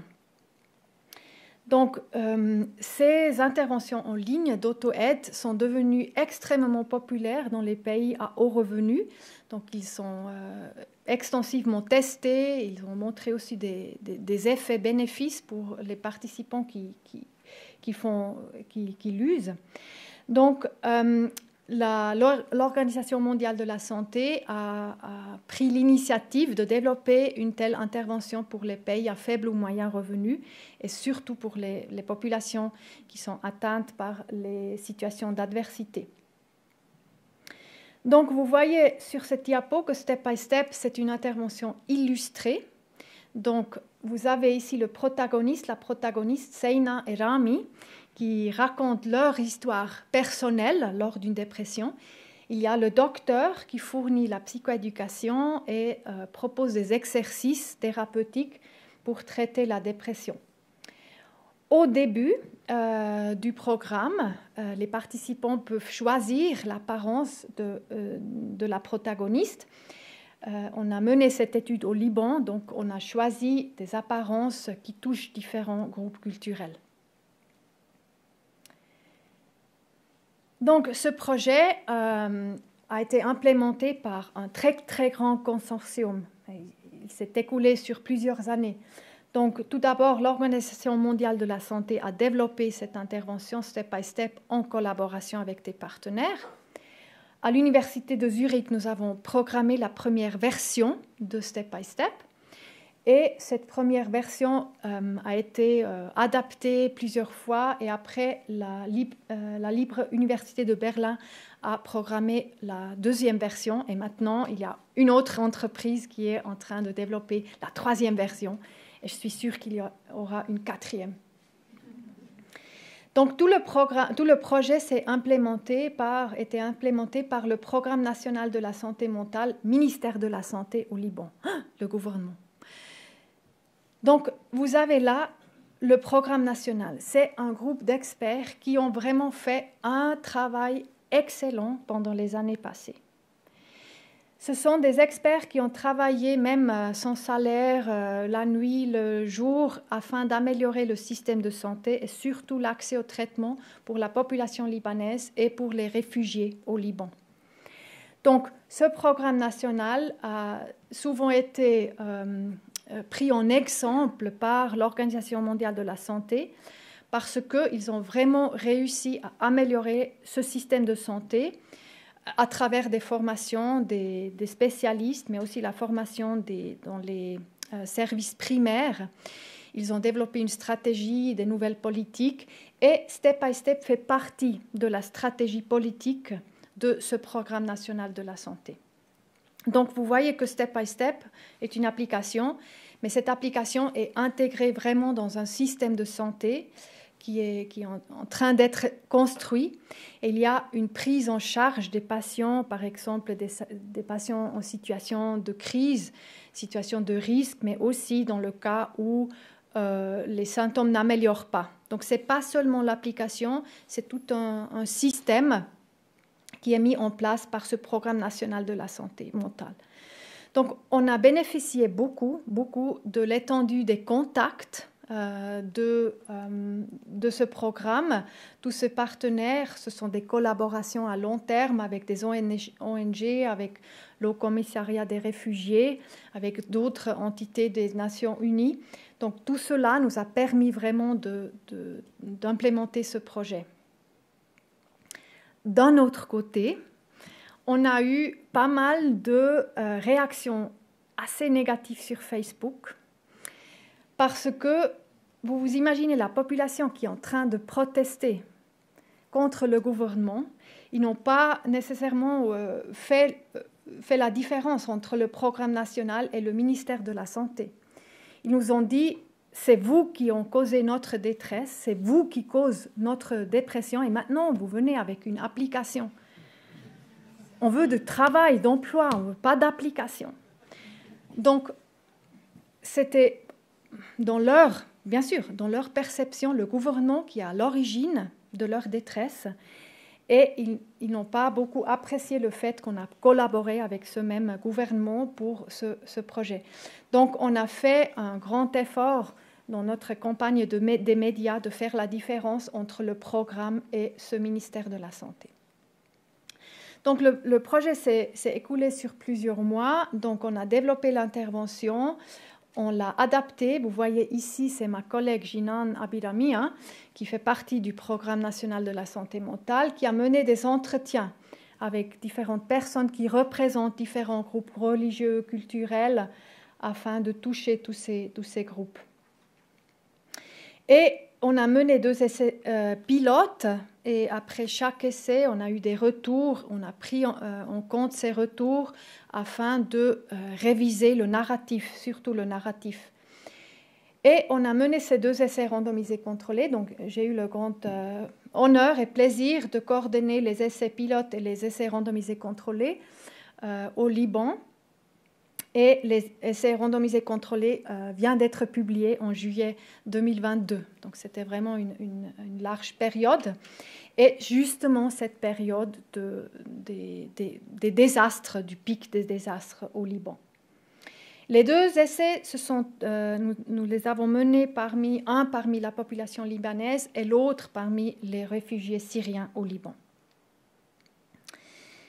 Donc, sur ce slide, vous voyez que Step by Step utilise un design. C'est un design qui ressemble à WhatsApp afin que la navigation soit facile. À gauche, vous avez l'équipe de Step by Step qui souhaite la bienvenue aux participants. À la droite, vous avez le docteur qui fournit des informations sur les événements négatifs et leur impact sur la psychopathologie. Notre première version était assez ennuyeuse, c'était le retour. Bien sûr, elle a été écrite par des psychologues et assez optimiste. Donc, c'était tout parfait. La protagoniste a suivi tout ce que le docteur a dit, elle a amélioré. Le mari l'a toujours soutenu. Donc, on a eu le retour, mais ça, c'est vraiment loin de notre réel. Donc, on a introduit des conflits. Par exemple, ici, la protagoniste a des doutes sur ce programme. Est-ce que ça va vraiment m'aider? Aussi, elle a eu mauvaise conscience parce qu'elle n'a pas suivi ce que le docteur a dit. Donc, elle a pensé qu'elle ne va pas améliorer si elle ne suit pas ce que le docteur suggère. Et on a introduit aussi des conflits avec le partenaire parce que ça, c'est beaucoup plus vraisemblable de la réalité de nos patients. Et dans cette intervention interactive, donc les participants peuvent lire ou écouter l'histoire et après, il y a des petits exercices de respiration ou planification des petites activités afin d'améliorer l'humeur. Et j'ai déjà dit, c'est une intervention encadrée, ça veut dire on a une équipe de 6 étudiants libanais qui ont pris contact avec tous les participants une fois par semaine sur une durée de 15 minutes. Ils ont posé des questions, comment ça va, est-ce que vous arrivez à suivre l'intervention, est-ce que vous avez des questions, est-ce que vous avez des difficultés.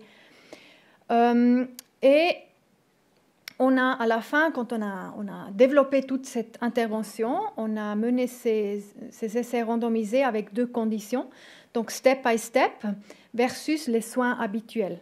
Soins habituels, c'est juste une petite psychoéducation à travers l'application, et on a fourni une liste de centres où les participants peuvent aller s'ils ont besoin d'aide. Les méthodes, on a recruté les participants principalement en ligne à travers Facebook, Insta, mais aussi WhatsApp, les groupes WhatsApp de UNHCR. Et ces organisations nous ont aidé beaucoup à trouver les participants. On a évalué aussi l'effet de cette intervention à travers des questionnaires. Au début, après 8 semaines, donc juste après les 6 séances de step by step, et une 3e fois après 8 semaines afin de mesurer les effets à pas long terme, mais un peu plus long. On a eu une supervision régulière pour ces jeunes-là, ce sont les e-helpers. On a eu des réunions chaque semaine. Donc, on a échangé sur les contacts avec les participants. On a travaillé aussi sur les protocoles de risque pour les situations tentatives de suicide, violences sévères, agressions contre d'autres, agressions contre les enfants. Donc, on a fait tout ce suivi. Voilà les résultats. C'est la première fois que je peux présenter ces résultats après plusieurs années de travail. Donc, il vient d'être publié. Donc, parmi la population libanaise, nous avons recruté 680 participants et ils ont été alloués au hasard aux 2 conditions. Et vous voyez, il y a un taux élevé de drop-out. Donc, les personnes ont juste arrêté à utiliser l'application.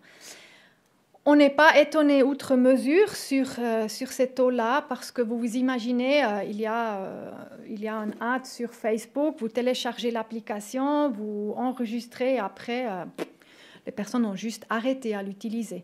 C'est normal pour ces interventions à seuil bas, mais il y a eu quand même plus ou moins 33% des personnes qui ont continué.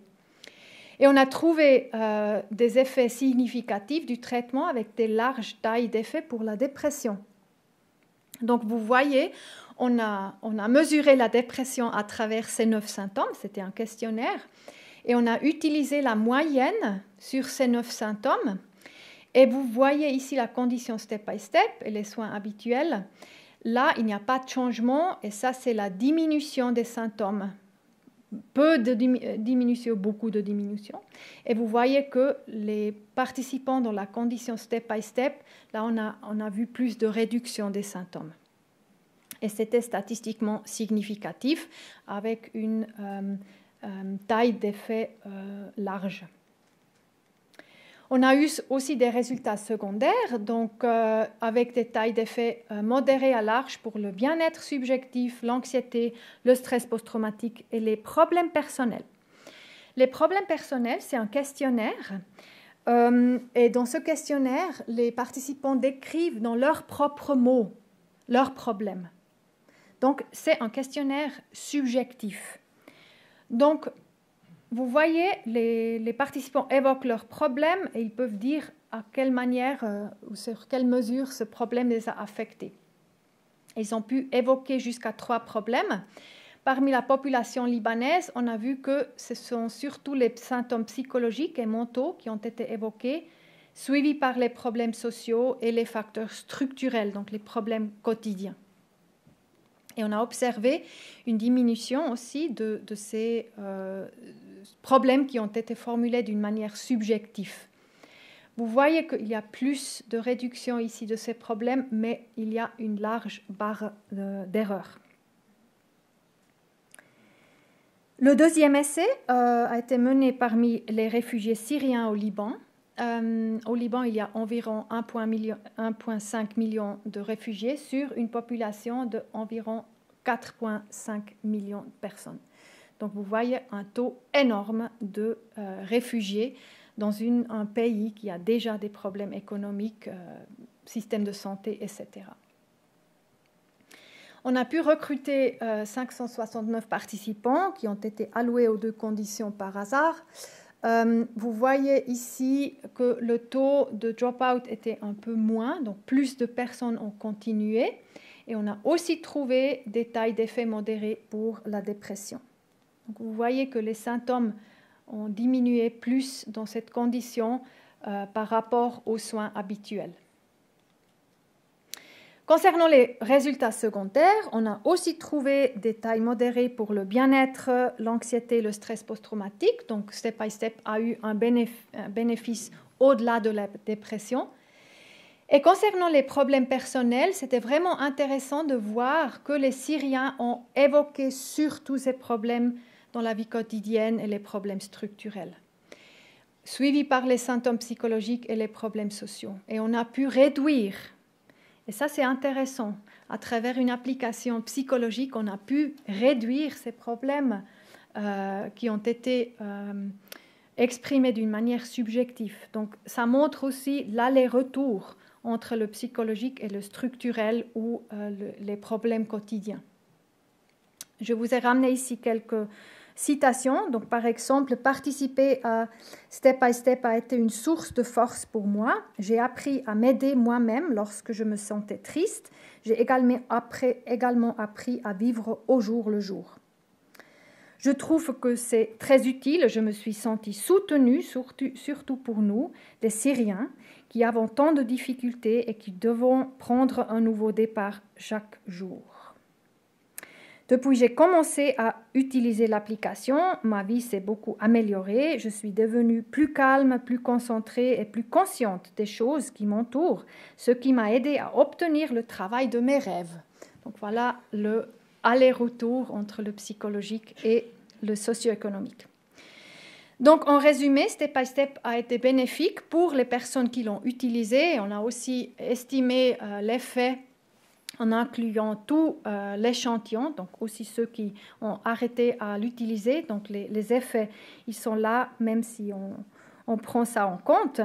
Et nous avons vu que l'accès au traitement peut être amélioré parce qu'une application, c'est à bas seuil, c'est facile à utiliser. Mais c'est vraiment important d'intégrer une telle intervention dans un système de santé. Donc la collaboration avec le Programme national de la santé était primordial pour la réussite et aussi maintenant le programme est utilisé sur le terrain et là cette collaboration est primordiale. Donc pour finir, j'aimerais juste vous donner un tout petit aperçu du projet qu'on a commencé ici au sein de l'Institut de psychologie avec mon équipe de recherche, avec mes doctorantes. On vient de commencer, c'est un projet qu'on va développer sur les années à venir. On a soumis la requête au Fonds national, donc on espère que ça va être financé. Donc nous allons adapter un manuel thérapeutique pour les réfugiés en Suisse pour le traitement du trauma complexe. Donc la CIM 11, donc c'est la 11e révision de la CIM, de l'Organisation mondiale de la santé. Donc, lors de cette révision, le trouble de stress post-traumatique, là, les critères ont été révisés et on a introduit un nouveau diagnostic, le trouble de stress post-traumatique complexe, qui peut se développer après les traumatismes extrêmes et prolongés, comme la torture, la violence domestique ou la violence sexuelle pendant l'enfance.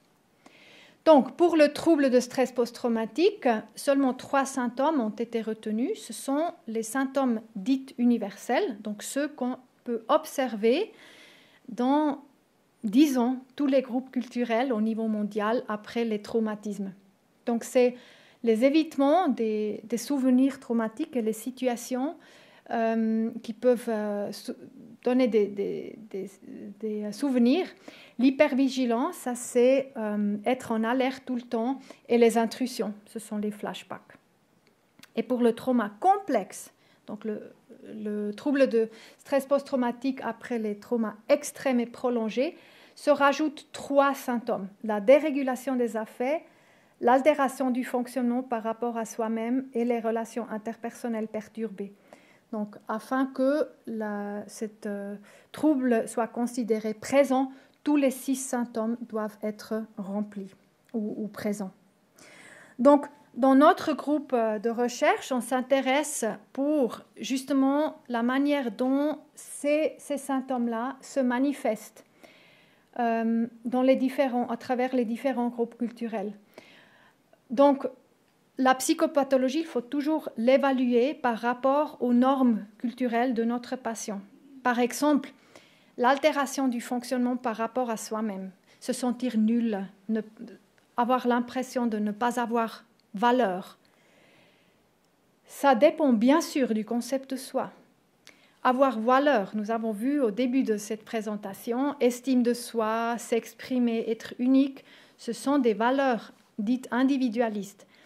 Donc, cette altération du fonctionnement par rapport à soi-même, comment se manifeste-t-elle dans un groupe collectiviste où peut-être la valeur d'une personne est évaluée d'une manière différente? Donc, il y a besoin d'évaluer cette psychopathologie par rapport aux normes culturelles. Le même pour les dérégulations des affects. On a vu que dans les sociétés dites individualistes, on a tendance à exprimer les émotions. Mais dans les groupes culturels où on essaye de cacher les émotions, comment cette dérégulation des affects peut se manifester? Et bien sûr, la même chose pour les relations interpersonnelles perturbées. Donc, on va essayer de définir des critères diagnostiques, je passe par ici, des critères diagnostiques qui retiennent les symptômes qui sont culturellement saillants. Donc, la manière dont ces 3 symptômes se manifestent dans certains groupes culturels. Et nos groupes cibles, ce sont les groupes réfugiés en Suisse. Et on va aussi prendre en compte les facteurs structurels, donc tout ce que j'ai déjà expliqué, ces facteurs socio-économiques. On va le prendre en compte dans nos diagnostics, mais aussi on travaille avec des organisations sur le terrain, avec des travailleurs sociaux, etc., afin d'aborder ces facteurs structurels. Donc, nous allons développer ces modules diagnostiques et nous allons adapter culturellement le manuel ISTAIR MPA. Donc, c'est un manuel qui a été développé pour le traitement du trauma complexe. On va modifier ou substituer les composantes qui sont potentiellement incompatibles avec les normes culturelles des patients. Donc, ça, c'est le manuel et je vous ai ramené un exemple. Donc, ça, c'est un exercice du comportement assertif, défendre ses droits. Donc, on a vu lors de nos recherches que c'est potentiellement incompatible avec les normes culturelles dans nos groupes cibles. Donc, il faut trouver un exercice qui est beaucoup plus adapté et qui respecte les normes culturelles des patients. Donc, on travaille avec des organisations sur le terrain. À Lausanne, c'est avec la consultation psychothérapique pour migrants de l'association Appartenance. À Berne, c'est avec le service ambulatoire pour victimes de la torture et de la guerre, de la Croix-Rouge. Et potentiellement, on va travailler avec des partenaires dans ce réseau-là, Support for Torture Victims, dont ces 2 font partie. Et les phases du projet, on est là, on est en train de mener les entretiens qualitatifs avec le soutien à la recherche du décanat et de l'Institut. Merci beaucoup, ça nous a permis de réaliser ces études. Et on est en train de traduire le manuel, on va adapter le manuel et on va suivre le même processus itératif. Adaptation, après groupe focaux avec la population cible, on va plus adapter, etc., selon les retours. Et à la fin, on va mener, j'espère, wishlist, les essais randomisés contrôlés, j'espère, avec le financement du Fonds national. Donc, j'arrive à la synthèse de cette présentation. Donc, il y a un besoin d'adapter les traitements psychologiques au contexte et aux besoins des patients. Et nos recherches soulignent surtout l'importance de construire un système de santé qui englobe une variété d'approches. Nous avons vu que peut-être l'intervention en ligne, c'est un premier pas, et si ça aide, super. Si les symptômes ne diminuent pas ou si le patient, la situation devient plus difficile, donc on peut passer à une thérapie par un manuel, par exemple ce manuel ISTAIR. Nous avons vu que ces interventions à bas seuil réduisent plusieurs barrières au traitement, la stigmatisation, les barrières géographiques ou économiques.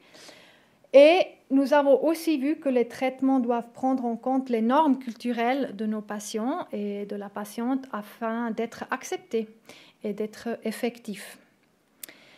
Donc, un grand merci à tous les collaborateurs, toutes les collaboratrices, surtout mon équipe ici à l'Université de Lausanne et aussi l'équipe qui a mené cette étude au Liban.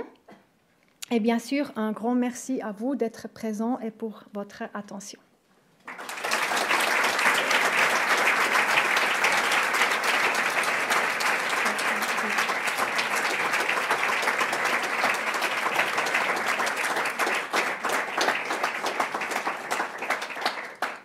Merci beaucoup, Eva. Donc, Eva a précisé avant de démarrer qu'elle ne souhaitait pas prendre de questions à la fin de son intervention, mais qu'elle était tout à fait ouverte à une discussion autour d'un verre.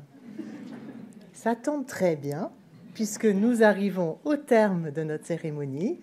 Je vous remercie toutes et tous de votre présence.